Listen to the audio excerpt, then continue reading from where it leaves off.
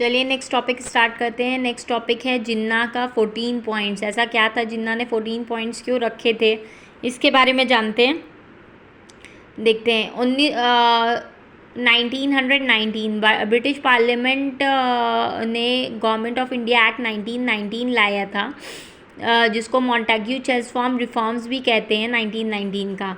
तो इस एक्ट में क्या था, इस एक्ट में ये था कि एक कमीशन फॉर्म होगी 10 साल बाद, मतलब 1929 में एक कमीशन फॉर्म होगी जिसको साइमन कमीशन कहा गया, मगर ये 1929 में फॉर्म होने के बजाय 1927 में ही फॉर्म हो गई थी। तो इस कमीशन में क्या था कि टोटल 7 मेंबर्स थे और सारे ब्रिटिशर्स थे, और इसको सर जॉन साइमन हेड कर रहे थे, इसलिए इसका नाम साइमन कमीशन भी रखा गया। ठीक है, इससे रिलेटेड भी मैंने साइमन कमीशन से रिलेटेड भी मैंने एक सेपरेट वीडियो डिटेल में बनाई है, तो अगर आपको वीडियो आप चाहें तो जाकर के चेक कर सकते हैं। साइमन कमीशन वर्क कर रही थी, किस लिए वर्क कर रही थी कि मॉन्टेग्यू चेल्मस्फॉर्ड रिफॉर्म्स जो बना है 1919 में, उसके इम्पैक्ट क्या हुए, उसके प्रोग्रेस क्या हुए मॉन्टेग्यू चेल्मस्फॉर्ड रिफॉर्म के, और उसके बेस पे क्या करने वाली थी, एक कॉन्स्टिट्यूशनल रिफॉर्म लाने वाली थी। ठीक है, इंडियन लीडर्स क्या थे, इंडियन लीडर जैसे कि इंडियन नेशनल कांग्रेस और मुस्लिम लीग क्या थे, इसके अगेंस्ट थे साइमन कमीशन के। क्यों? क्योंकि इसमें एक भी इंडियन नहीं इंक्लूड था कमीशन में, और वो इंडिया का कॉन्स्टिट्यूशनल रिफॉर्म बना रहे हैं, ला रहे हैं, और उसमें एक भी इंडियंस नहीं हैं। ठीक है, तो इसलिए इंडियंस नाराज़ थे। तो ब्रिटिश गवर्नमेंट ने ये चीज़ उनकी समझी और बोला कि ठीक है, तुम भी अपना एक बनाओ रिपोर्ट, और फिर दोनों रिपोर्ट मिला करके देखा जाएगा। तो इसमें क्या हुआ कि हाँ, उनसे भी ये बोला कि अगर तुम्हारे अंदर इतनी कैपेबिलिटी है तो भाई तुम भी एक कॉन्स्टिट्यूशन ड्रॉ करके दिखाओ। अगर सही होगा, अगर वो सारे इंडियन सोसाइटी को एक्सेप्ट होगा, सारे कम्युनिटीज़ को एक्सेप्ट होगा, तो वो रिपोर्ट यहाँ पे सबमिट होगी और उस दोनों को कंपैरिजन करके देखा जाएगा। तो इंडियंस ने भाई इसको चैलेंज के तौर पे एक्सेप्ट किया और 8 मेंबर की कमेटी बनाई इंडियन कॉन्स्टिट्यूशन ड्राफ्ट करने के लिए, जिसमें 8 मेंबर की कमेटी में कौन कौन थे, सरदार मंगल सिंह थे, सर MS एनी थे, सर अली इमाम थे, शोएब कुरैशी थे, सुभाष चंद्र बोस जी थे, GR प्रधान जी थे, और मोतीलाल नेहरू जी थे, और ये चेयरमैन भी थे इस कमेटी के। ठीक है, और इसको नेहरू रिपोर्ट कहा गया। ठीक है, मगर ये मुस्लिम लीग को ये नेहरू रिपोर्ट का एक्सेप्टेबल नहीं थी। क्यों? रीज़न क्या था भाई, 1928 में ऑल पार्टी मीटिंग बैठी जिन्ना की, दिसंबर 1928 में ऑल पार्टी मीटिंग बैठी कलकत्ता में जिन्ना की। जिन्ना ने उसमें डिमांड किया कि नेहरू रिपोर्ट को भाई अमेंड करो, और अमेंड करके उसमें 3 मेजर चेंजेस बोला जिन्ना ने लाने को नेहरू रिपोर्ट में। क्या थे वो चेंजेस? एक ये था, नेहरू रिपोर्ट में दिया था कि 1/4 रिप्रेजेंटेशन जो होगी सेंट्रल लेजिस्लेचर में वो मुस्लिम्स की होगी, मगर जिन्ना डिमांड कर रहे थे 1/3 1/3 रिप्रेजेंटेशन मुस्लिम की सेंट्रल लेजिस्लेचर में। इसमें नेहरू रिपोर्ट में ज्वाइंट इलेक्टोरेट था, और जिन्ना डिमांड कर रहे थे मुस्लिम मेजॉरिटी एरियाज़ में सेपरेट इलेक्टोरेट का। थर्ड इसमें था रेजिजुअल पावर जो है वो सेंटर के पास रहेगी, मगर जिन्ना डिमांड कर रहे थे रेजिजुअल पावर प्रोविंसेस के पास में। मगर ये जिन्ना ने जो डिमांड की थी नेहरू रिपोर्ट को अमेंड करने की, ये तीनों डिमांड के साथ ये रिजेक्ट कर दी गई। फिर ऑल इंडिया मुस्लिम कॉन्फ्रेंस बैठी दिल्ली में मार्च 1929 को। ठीक है, मार्च 1929 को ये कॉन्फ्रेंस बैठी। इधर जिन्ना ने अपने 14 पॉइंट बताए लोगों को। जिन्ना के 14 पॉइंट क्या थे? जिन्ना के 14 पॉइंट ये 3 राउंड टेबल कॉन्फ्रेंस में भी रखे थे, जिसका रिज़ल्ट ये था कि भाई काफ़ी सारी डिमांड जो थी वो एक्सेप्ट हो गई थी, और गवर्नमेंट ऑफ इंडिया एक्ट 1935 में आ भी गई थी, इम्प्लीमेंट भी कर दी गई थी। अब रेजिजुअल पावर क्या होता है काफ़ी लोगों को नहीं पता होगा, तो मैं थोड़ा सा इससे रिलेटेड बता देती हूँ। जो जिन्ना का डिमांड था कि रेजिजुअल पावर जो है वो प्रोविंसेस के पास होना चाहिए। तो ये रेजिजुअल पावर होता क्या है? देखिए, एक सेंटर लिस्ट होती है, जो सेंटर से रिलेटेड सब्जेक्ट होते हैं और सेंटर से रिलेटेड जो लॉज होते हैं वो सेंटर लिस्ट में आते हैं, जैसे कि railways, the subject on which centre government make laws called centre list. ठीक है। और जो जिस पे स्टेट गवर्नमेंट लॉज बनाती है उसे जो सब्जेक्ट पे स्टेट गवर्नमेंट लॉज बनाती है उसे स्टेट लिस्ट कहा जाता है, जैसे कि पुलिस हो गई। चलिए, अब कुछ ऐसे सब्जेक्ट्स भी होते हैं जिसमें सेंटर और स्टेट दोनों मिल कर के लॉज बनाती है, उसे कंकरेंट लिस्ट कहा जाता है। ठीक है, जैसे कि एजुकेशन हो गया, फॉरेस्ट हो गया। अब कुछ ऐसे भी सब्जेक्ट होते हैं वो जो ना कि सेंटर में जाते हैं, ना स्टेट में जाते हैं और ना कॉन्करेंट में जाते हैं। ठीक है, उसमें उसके लिए क्या होता है, उसके लिए कुछ कॉन्स्टिट्यूशनल अमेंडमेंट करना होता है।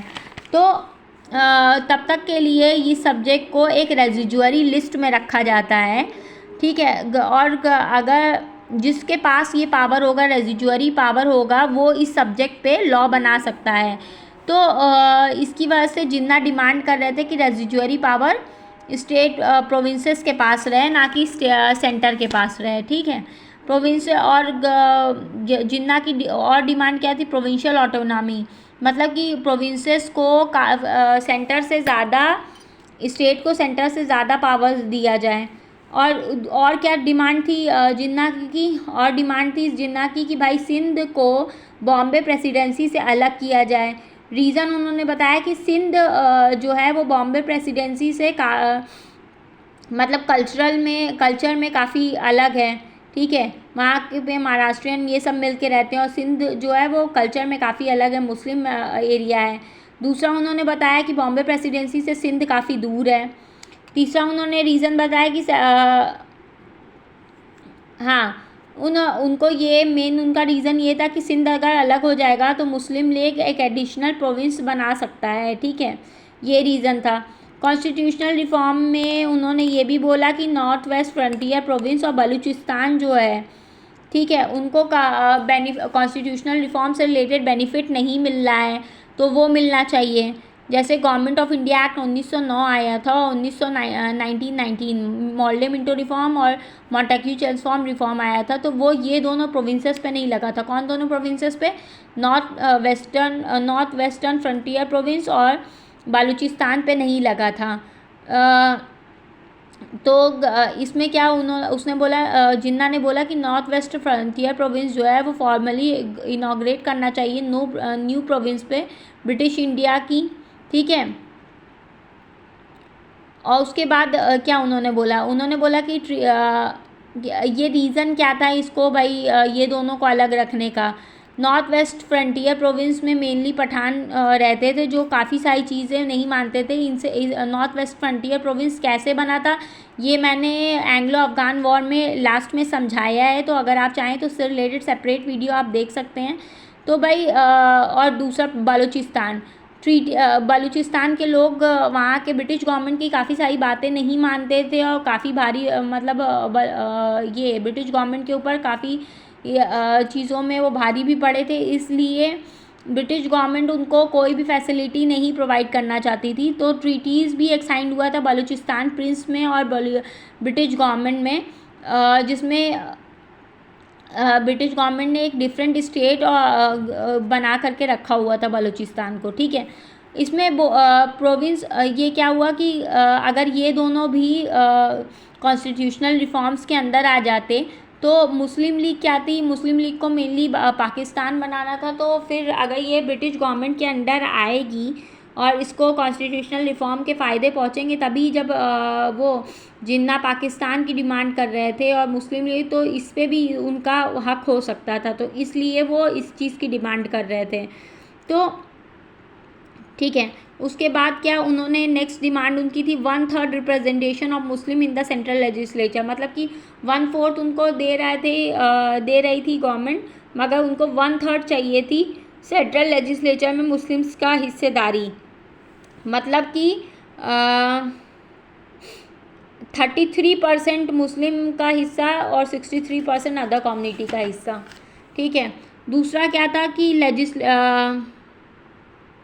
हाँ, और सारे लेजिस्लेचर और इलेक्टेड बॉडीज़ में मुस्लिम रिप्रेजेंटेशन का, हाँ, मतलब कि उनका ये था कि भाई मुस्लिम्स जो फ्यूचर में मान लीजिए कोई स्टेट को मिला करके मुस्लिम को, जहाँ पे मुस्लिम मेजॉरिटी में वहाँ माइनॉरिटी में बना दिया जाए।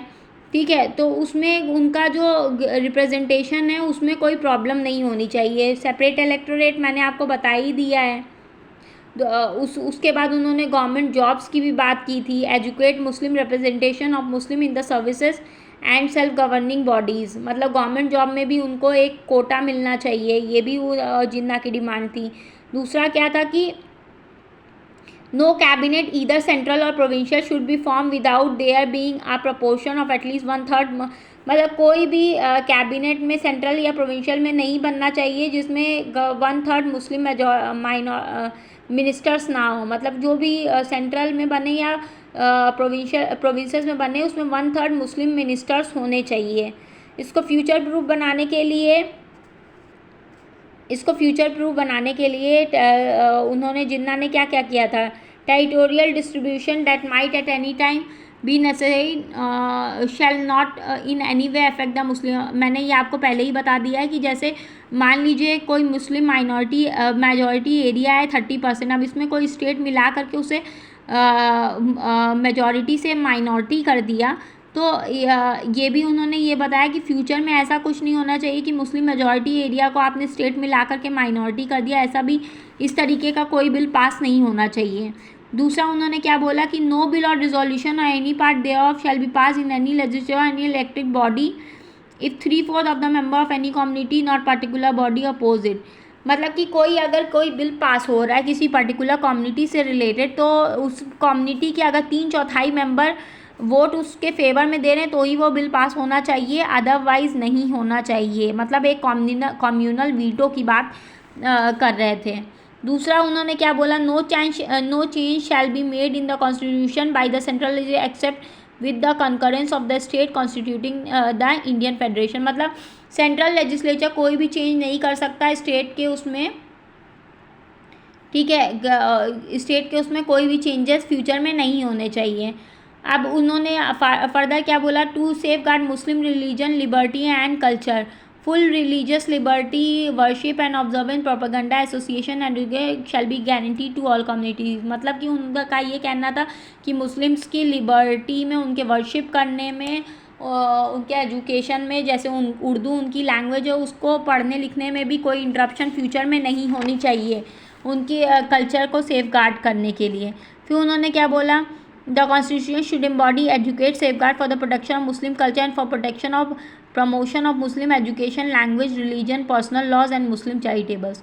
मतलब कि कॉन्स्टिट्यूशन में कोई भी ऐसे लॉ नहीं बनने चाहिए जो मतलब कि मुस्लिम्स के एजुकेशन को, जो उनकी उर्दू लैंग्वेज है, उनके रिलीजन को, उनके लॉज, मुस्लिम लॉज जो होती हैं और मुस्लिम चैरिटेबल ट्रस्ट जो ओपन है उसको अफेक्ट करें।